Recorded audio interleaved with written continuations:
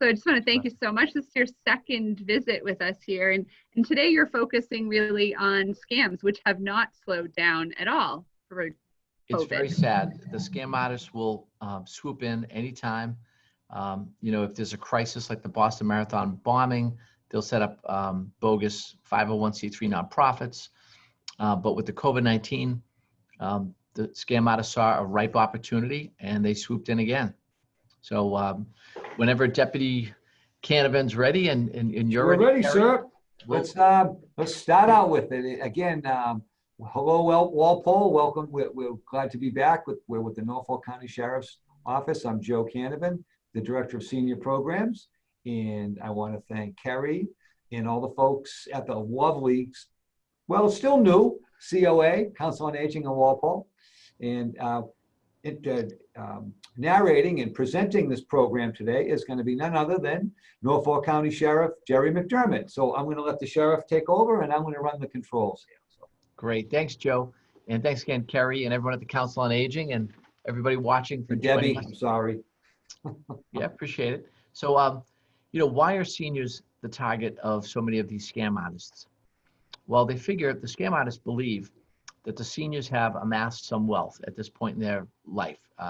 Maybe a pension, or they've paid off their mortgage, they have some nest egg, and that they can get after that money. They also think that they could fool seniors or play upon their heartstrings. We'll get into that a little bit later with some of the scam artists and the type of scam they run using, a fake situation where a family member's in trouble. So they try to manipulate the senior. And some seniors, like my mom, 93 years old, and later on in the day, she's not as sharp as she is in the morning. It's referred to as sundowning. So, after 3 o'clock, she gets some confusion, and she'll answer the phone. As much as we try to say, let it go to voicemail, you don't know who it is calling. Sometimes seniors are lonely, and they will pick up the phone. And with COVID-19, people have felt very isolated. So, for a whole host of reasons, but chief among them being that they believe seniors have amassed some wealth at this point in their life. That's why they are targeted by these scam artists. So how do you recognize a scam? Well, there's a couple of traits. One is there's a sense of urgency. You've got to pay right now. If you don't pay, there could be a threat of either some kind of a fine or somebody will be harmed. And then there's an irregular way of paying. The scam artists will want cleared funds because they want to get away with this criminal activity. So they'll look for a bank wire transfer, or they'll ask the victim of the scam to go to the store and buy gift cards and then read the back of the gift card off over the phone to them and give out that little code that's on the back. That's just the same as wiring the money. Once you do that, it's gone. So urgency, irregular contact and payment, and aggressive tactics. The irregular contact, it could be a spoof phone number. So it's sad, but the technology is out there for the scam artists. They can actually clone a phone number to make it look like it's legitimate. And we here at the Norfolk County Sheriff's Office, actually, they spoofed us by cloning one of our phone numbers, calling around Norfolk County to seniors and saying that 2 sheriff's deputies were on the way and they had missed jury duty, and there was a $900 fine. If you didn't pay up, you were going to be arrested. So when anybody hears that, they get panicked. Seniors weren't even thinking that, hey, wait, I'm not on the jury list anymore. They just heard jail and $900 fine, and some of them were willing to pay. They also targeted Middlesex County Sheriff's Office as well.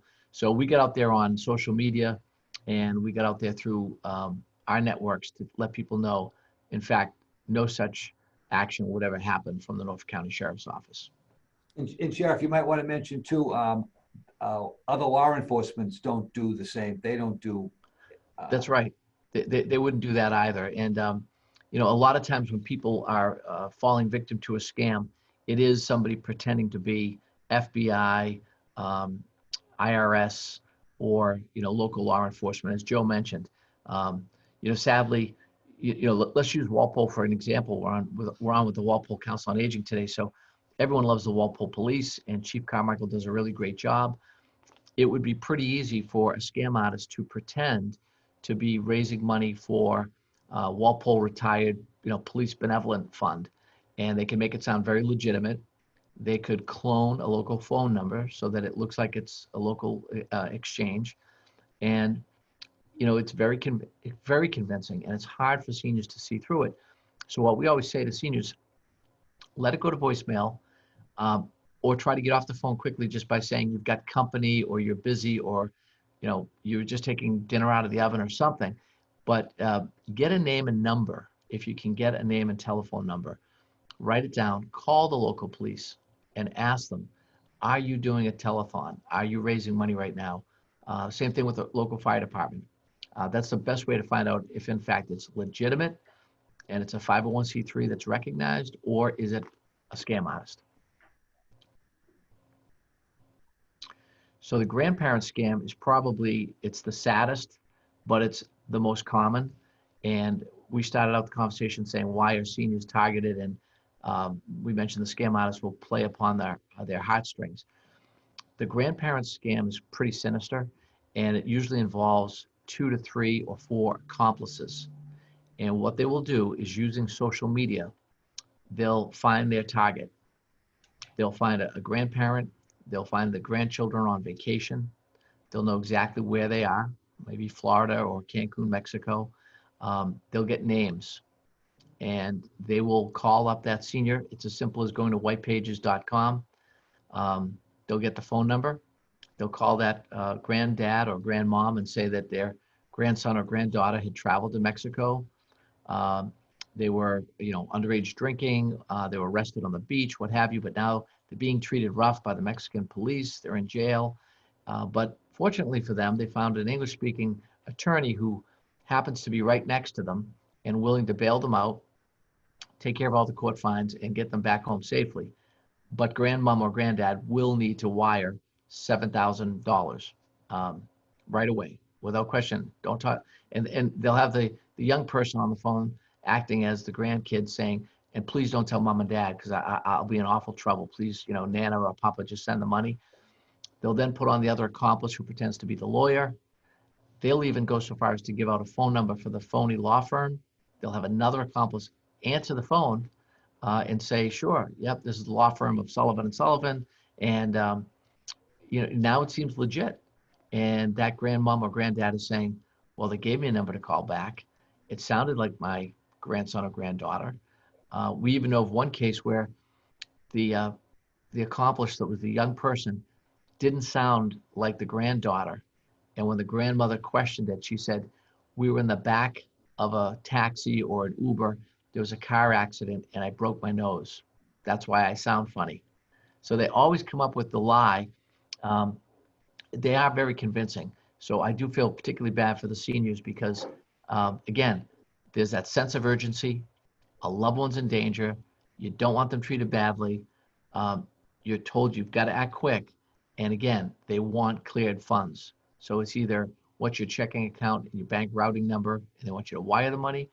But their preference for the scam artist is going and getting stacks and stacks of gift cards. That should set off bells and whistles for our seniors, because no legitimate organization no legitimate attorney is going to ask for you to pay that way. So that sense of threat really, gets the grandparents upset. How do you avoid this? How do you not fall victim for that grandparent scam? Ask questions that only your grandchild would know. Special things like, what color is the swing set in the backyard at, a family member's home? What's a pet's name? Don't give up information, because as you volunteer information, the scam artist and their accomplices can seize on that. The other thing you might want to do, even though you're panicked in a situation like this, is call a family member and ask, is that loved one really in harm's way? Have they taken that vacation? And the other thing is, look on social media. You might be able to see where your grandson or granddaughter is at that moment, and you might see that they're absolutely fine. And then a passcode is a great idea. We spoke to a woman in another town at a senior center, and she was always baking cakes and cookies, and she had a big bowl of candy at her house. So her house was known as the Sugar Shack, and that was the code name. so that if anybody ever called and they tried to pull one over on that Nana, she would say, "What's the password?" If they didn't know the password of Sugar Shack, she was hanging up the phone. So every grandparent and parent should have a password with their kids and grandkids. Now the property scams, here's one that may be familiar to people in Walpole. Again, your police chief, Carmichael, was very quick to get the word out via Twitter and other social media. I believe it was about a year ago, end of summer, maybe beginning of fall. These are seasonal scams, these property scams.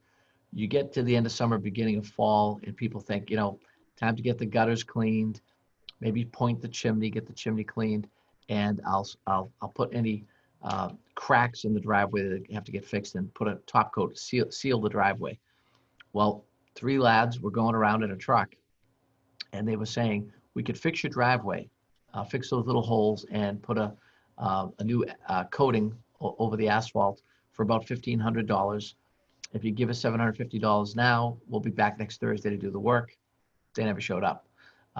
So, if you see a van or a truck and they say they're doing work in your neighborhood and it has no markings, it doesn't look professional, that should be enough that you should pause and think that, maybe this is not a legitimate outfit at all.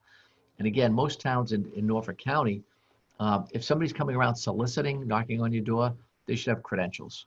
Okay.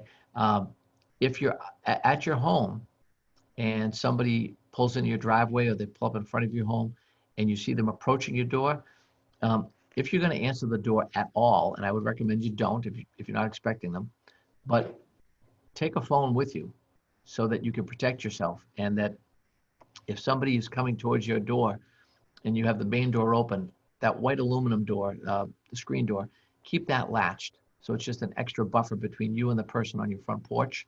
And again, if they see you answer it with your handheld, your home phone or your cell phone, they may think you're on the phone with help.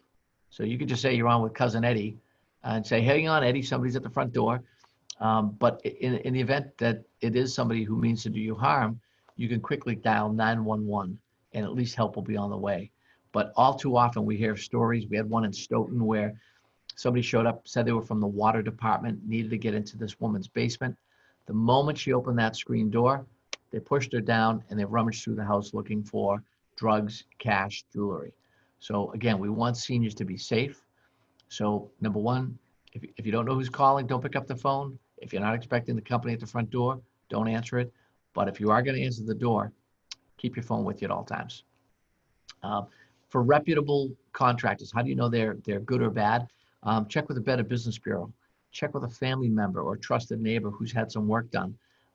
These people that are just driving around in your neighborhood, 9 times out of 10, it's probably not a good idea that you're going to hire them. You should definitely check with some references and ask for identification. If somebody's showing up from a cable company or a major utility or even the water department, that truck or van should have proper markings. That person should be in a uniform that matches the markings on the truck, and they should show you credentials. And we covered the part about holding a phone while answering the door. That's a great tip. And I meet usually once a month with the 28 police chiefs in Norfolk County, and they all swear by that. That's one of the best tips you can tell anybody, is to always have that phone with them when they're answering the door.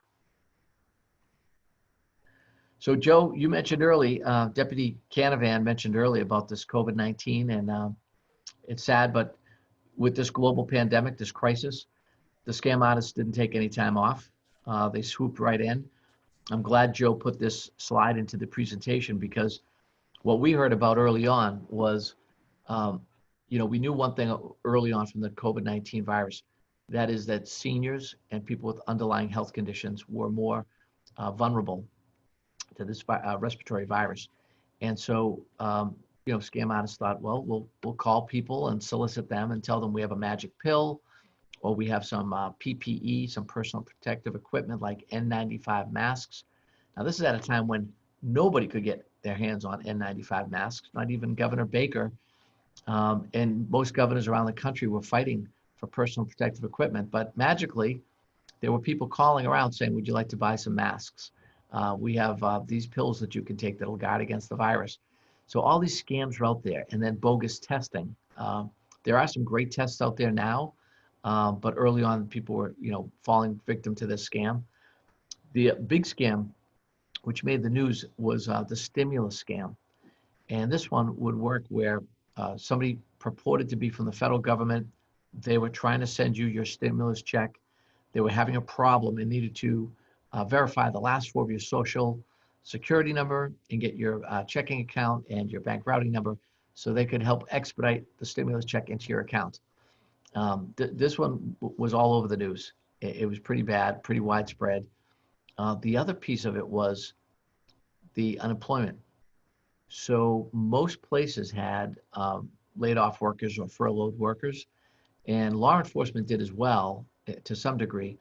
But what we found was in Massachusetts, the unemployment benefits office was being flooded with claims. Many were fraudulent, many were from overseas, and they had stolen someone's identity and tried to get at unemployment insurance benefits. And the only way people found out was they'd get a letter at their house from from unemployment saying, "We've recently received your claim." And immediately they knew they were being scammed. Those who were legitimately entitled to benefits were having a real hard time with the unemployment office because everything was being flagged for fraud. So those who were truly, genuinely entitled, and this may have happened to some of the children or grandchildren of our viewers, they waited weeks to get money that was due to them and they were entitled to because of all the fraud that was going on out there. The feds got involved and actually found one scam group was operating as far away as Nigeria. So a lot of things happened during this global pandemic. Scam artists never took a break. They even tried to do a charity scam. I know that Governor Baker and First Lady Lauren Baker opened up a great charity here in Massachusetts that people could give money to. But every time there's a charity group like that and somebody's doing good, the scam artists see an opportunity to exploit it. So you really have to be careful. All right, so how do you avoid falling victim to all these scams? Again, don't respond to suspicious calls, visitors at the door, the emails. And I know that's hard because many of the emails you get, the technology is so sophisticated, it can look like the Bank of Walpole or the Bank of Norwood or Citizens Bank or Bank of America. They're that sophisticated, and the email will look legitimate, and it'll just be asking for you to verify your information. So don't open up those emails. You can always call your bank and ask to speak to somebody. Monitor your financial records. This is really key. I myself, sometimes life gets busy. You don't open up your mail right away. One of my credit card statements had me buying gas at a speedway in Michigan. And I can tell you, I've never been to Michigan, but somebody charged some food and gas and filled up their tank there. So I had to get on the phone to Citibank and clear that up. But you have to open up your financial statements. Make sure that nobody's opening up a line of credit under your identity, and making sure that nobody's got your information and basically, got a second credit card in your name. If you do find that you're potentially a victim of any of these scams, the best thing is start off local, call the local police department, but then call the Mass Attorney General's office. They have a consumer hotline. The number there is 617-727-8400. Again, at the Attorney General's office, that's 617-727-8400, and report that fraudulent activity right away. I mentioned earlier, I talk with all the police chiefs, and they say to me sometimes, the seniors won't call. They feel that maybe they're being a nuisance. What I say is you're never being a nuisance. In fact, you're acting as an early warning system for the rest of the community, for the rest of your neighbors.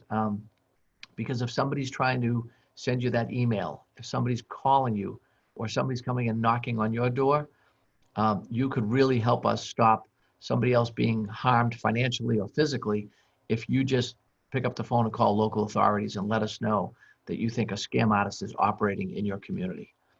And lastly, stay educated. I know that sounds easy, but it's a big one. Joe and I are talking all the time, and I tell him my favorites are still WRKO and 1030 WBZ AM radio. I listen to them. I have them on in the car all the time, and even on my Alexa app when I'm home, I'll say, Alexa, put on WBZ 1030. That up-to-the-minute news, breaking news, it's really important because how else can you stay informed? Today, there's so much information out there on the internet. By the time it's printed in a newspaper, it's too late. Oftentimes it's moving very fast. A lot of our seniors are great with technology, and they're on their computers and they're finding out in real time. But old-fashioned radio stations, there's nothing wrong with that, and they're a great source, a reliable source of information, so that people can stay informed and share that information with family and friends, so that others don't fall victim to these scam artists, because these scam artists are brutal. They have no scruples. They don't think twice about the financial hurt that they're causing. And again, you can also call our office at 781-751-3516. And if you have a question, we could hopefully put you in the right direction and, probably to help you through it if you think you've been scammed. So again, stay educated, Sheriff, as you say, with our programs that we put out there, and through any media out there, really. So does anyone have any questions or comments? Carrie? No. Carrie just has to unmute. Thank you. This is great information. And, I think we've all received these calls or gotten these emails from princes of foreign lands looking for help cashing checks and things. Joanne or Larry, do you have any questions since you're here with us live? Well, I did have a call one time from someone saying, Grandma, this is your grandson and my friend's in trouble. And so I said, I only have one grandson and 6 granddaughters. So I said, which grandson? And he said, the favorite one. So I gave a fake name. I said, oh, Peter? And then he said, one of the twins? And he said, yes. And I said, well, which twin are you? With the older one, the one that came first? And he finally got disgusted with me and hung up. I think he caught on.